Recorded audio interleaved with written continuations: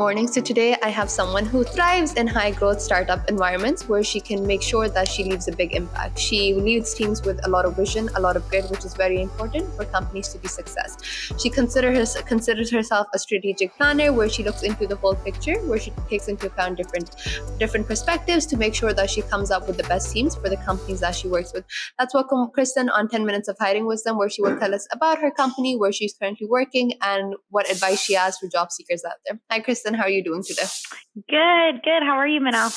Thank you so much. I'm good, Kristin. Thank you so much for joining us, Kristin. So can you tell us about where you're currently working, what your company does? Sure. I work for Quantometric. We are a Series B venture-backed startup, and we are helping enterprise companies improve their customer experience by really creating we have a platform that picks up on all of the frustrations that you might experience as a consumer and alerts teams on the enterprise side so that they can make the kind of changes to their UX and CX So the process is very seamless then, so that makes sense. But why specifically technology? Did you always knew you wanted to work for a company that's based around technology, or were you just like, okay, I can see this company doing well, I can see myself being a part of this? What was the reason behind you joining this company? Yeah, I fell in love with tech. I was working consulting with a number of different tech startups, and I love the pace. I love how fast you move and how much of an impact that these smaller startups were making. And when I met Quantum and I met Mario, our CEO, there was such clear vision that it just was a perfect marriage of skill and opportunity to really make an impact. Okay, well, I'm glad things worked out for you. So you've been in the tech space and specifically in the recruitment space for quite a while. According to you, what are some of the challenges that people face, specifically when applying for jobs, when they really do know that they want to be a part of this company, but at the end of the day, they get a rejection email and they're like, okay, where did I go wrong? Yeah, I mean, it's a struggle, right? And I think that just as a recruiter, I have a lot of sensitivity to that because the unknown is terrible, right? And there are some things just from HR perspective that you have to be careful when you're delivering rejections and stuff like that. And I think that when people genuinely have a good conversation on the recruiting interview, I always just tell people right there, hey, I'm going to move you forward, but these are the red flags I see. And just really having that enough empathy to explain, you know what, I'm going to move you forward. I think you're a fit, but this is where we might have a struggle, and kind of either preparing them for the rejection or preparing them to be able to make their case when they get to the next interview stage.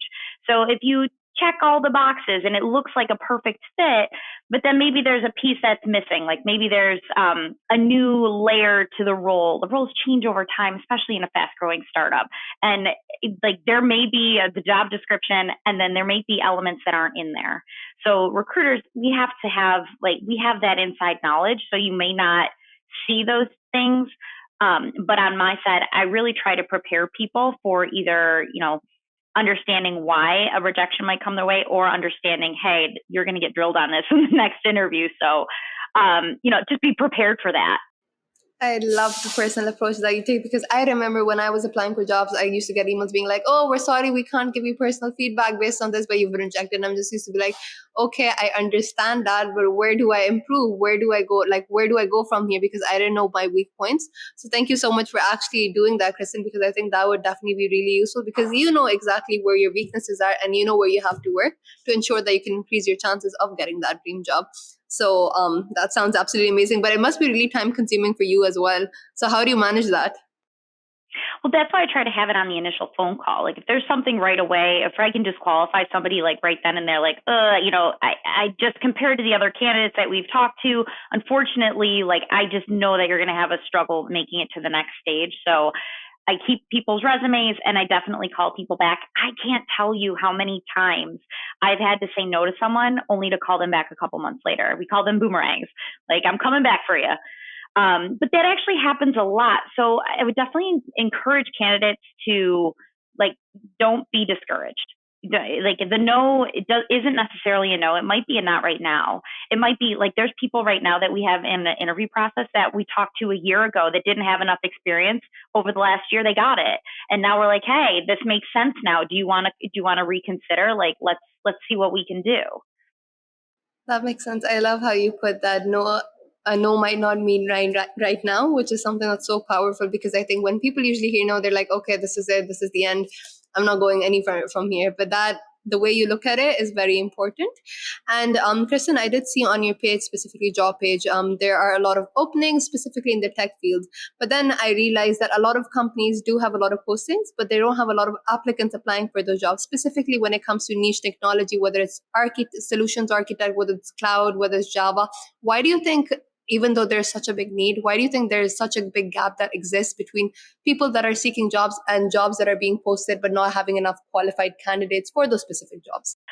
Yeah, well, I feel like we don't really have that big of an issue with that, fortunately for us.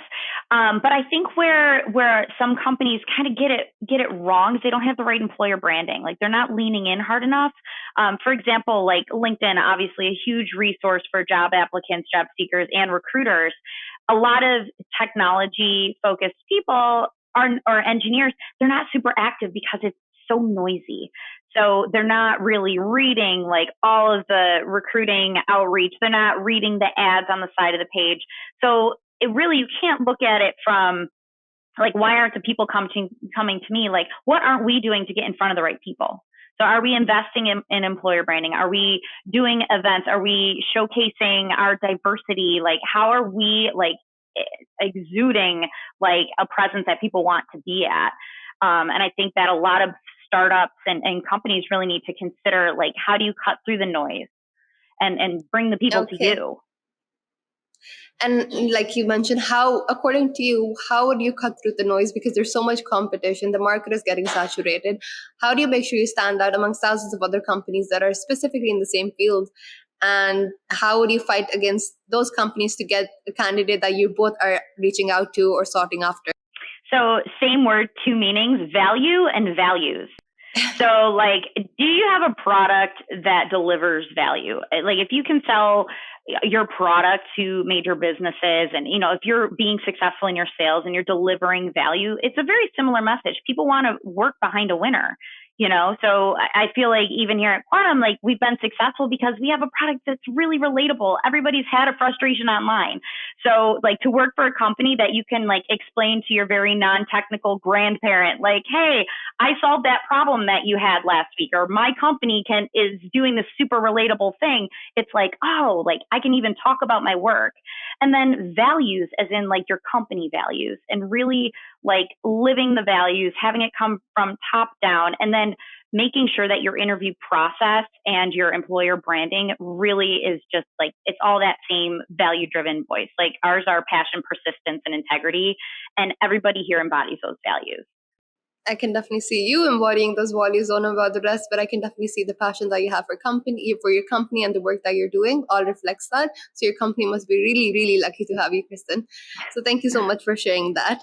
Well, Kristin, we like to keep things short, but the last question would be whether your company is hiring, whether they're hiring locally, whether they're hiring in different countries, what kind of roles are open, so that if people are interested, they can definitely start applying. Yeah, no, we're hiring everywhere. We're in US and EMEA, or I'm sorry, not EMEA, UK.